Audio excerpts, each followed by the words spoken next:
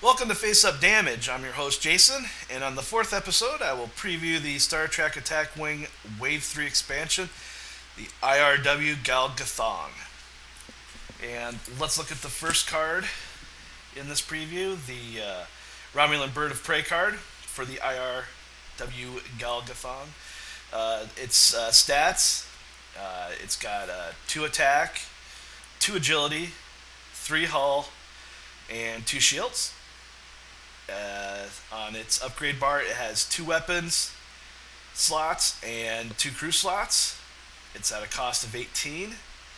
On the action bar, you have an evasive maneuver, a target lock, a cloak, and a sensor echo.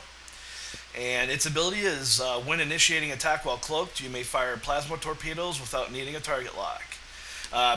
This is a really good ability, and it's made me consider using this ship, mainly because it's one less action that you have to do in order to get your plasma torpedoes off. Also, you can use it against cloak ships, so you don't need to worry about having a target lock on a cloak ship to use it. You can just use it. So you take a ship that's firing 2 attack die and it's firing 4 attack die, and you're able to reroll any blanks that you have. So you increase your chances of hitting, and with a pretty low expensive ship card. Another advantage with this is if your opponent is not cloaked, you could target lock them, and then fire your plasma torpedoes, roll any blanks, and then see what you had left, and then you could potentially spend the target lock to reroll any amount of dice that you want. So there's a pretty good. It's got the potential of doing some pretty significant damage early in the game. I'm also guessing, like all the other birds of prey and small craft that the Romulans have, it's very nimble. It probably doesn't have any red maneuvers on it, and it's probably very. It may not have, but I wouldn't be surprised if it didn't have a 2 come about on it, which would be really neat, because then you could do some really cool maneuvers with this ship and get in and out of harm's way pretty easily. And let's look at the next card, and it will be a captain card. It's a Romulan commander. It's a captain skill is 7. Its squad points is 5, and it has 2 elite captain skill slots on it. The only other captain in the game right now that has 2 of those is Captain Kirk. And looking at the action, his ability, it's action during the combat phase this round. Your ship attacks before every other ship. Place an auxiliary power token beside your ship. So on the GATH'THONG, firing plasma torpedoes, you could get off your shot before your opponent does, especially with having a 3 hull and 2 shields, it being a smaller ship and more susceptible to taking hits. You have a better chance of actually making it a more viable hitter in the early game. So this is a pretty decent captain, decent skill. Even if you didn't have action and put auxiliary power token next to you to get to use it, it's still pretty high. You see a lot of, when you're fighting, especially like Klingons or any 3 ship builds, you're not going to see a whole lot of high captain skills. You usually only see high captain skills in like 2 ship builds. So it's a very decent, very good captain. Let's look at the next card in this preview. It's a crew card. It's Centurion. It's a cost of 4. And when one of your crew upgrades or your captain is to be disabled or discarded, you may discard this card instead. That's a good card. It has a good ability to allow you to use crew upgrades that would either be discarded or or disabled, you'd be able to do it twice in 2 successive turns. So that could be the big thing for you. It's a cost of 4, so it is an expensive upgrade to be able to allow you to do something twice. But depending on how you build your fleet, that may be exactly what you need. You may want to be able to do that ability twice. So another good card. Let's look at the next card. It'll be a crew card. It's Romulan Officer.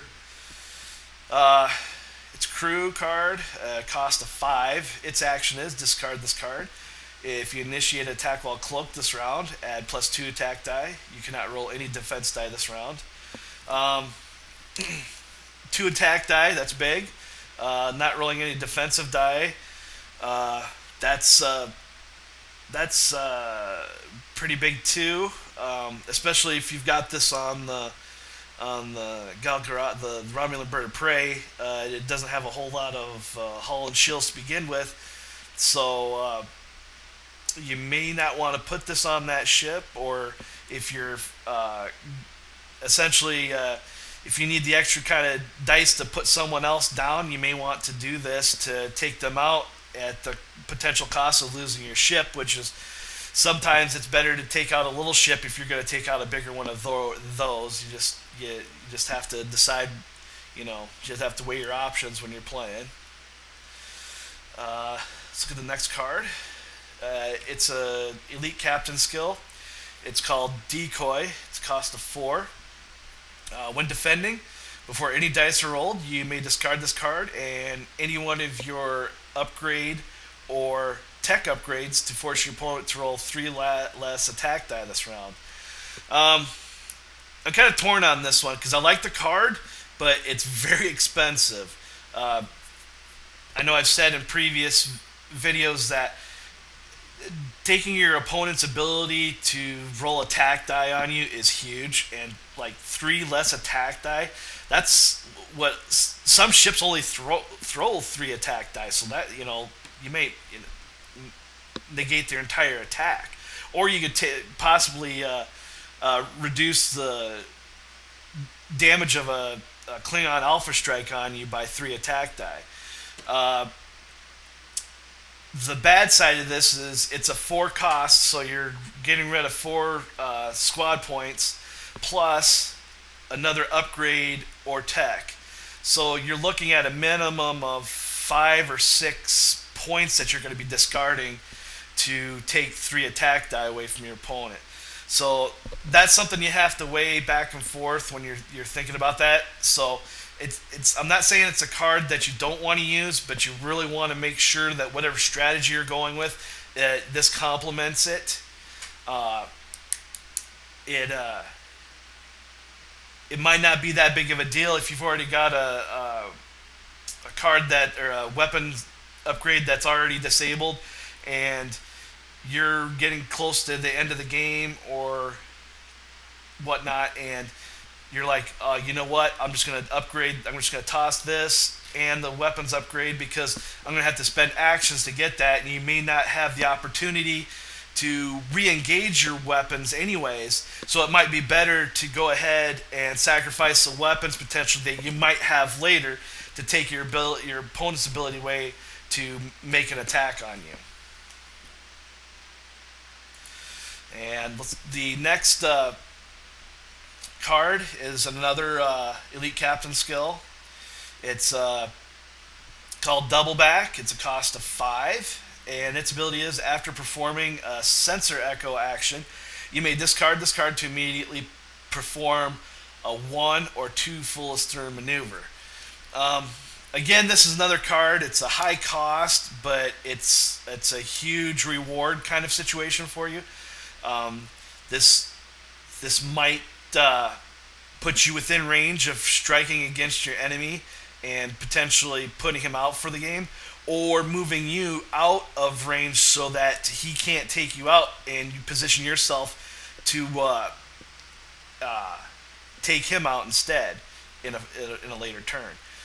So, like, once again, it just depends on your card synergy and how you like to fly your fleet. If if you like to do tight formations, or if you like to do a nice pattern where they kind of not together but kind of.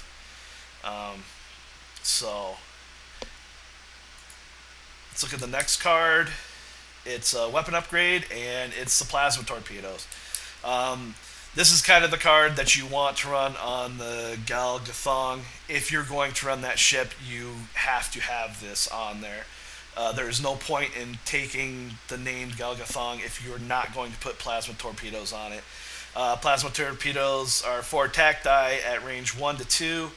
Attack, target lock, spend your target lock and disable this card to perform this attack. You don't need to spend your target lock with its ability. You may reroll all of your blank results one time, so that increases your accuracy with it. And you may fire this weapon from your forward or rear firing arcs. So, like I said, there's no point in taking this ship if you're not taking this weapon upgrade.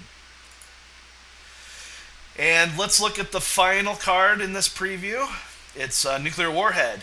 It's a weapon upgrade that costs 3. And its ability is action. At the end of the activation phase, discard this card and place a minefield token within range 1 of your ship, but not within your forward firing arc and not on top of another ship. If a ship enters the minefield on a future roll 3 attack die. Any hit or crit damages the ship as normal. The affected ship does not roll any defense die.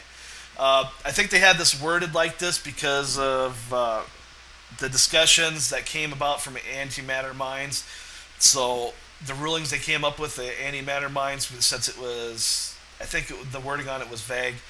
So I think they spelled it out in this so that there's no mistake. It can't be in your forward firing arc. It has to be within range 1 of your ship. And it can't be on top of another ship, which isn't bad. You can still... this is good against people that like to fly tight formations, like myself, especially if I'm playing the Klingons. I like to keep them together. But you can potentially hit more than one ship with this, and they don't roll any defense die when they go through this minefield. So this is a pretty neat little card for 3.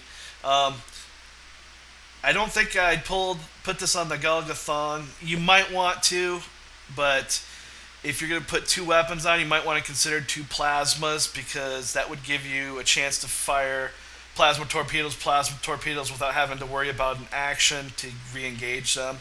So, all in all, this is a really good looking ship. I can't wait to get my hands on one and play with it a bit. So, I just want to thank everybody for watching Face Up Damage. Please subscribe and share if you enjoyed this video. You can also follow me on Twitter, at Face Up Damage. Everybody have a good night.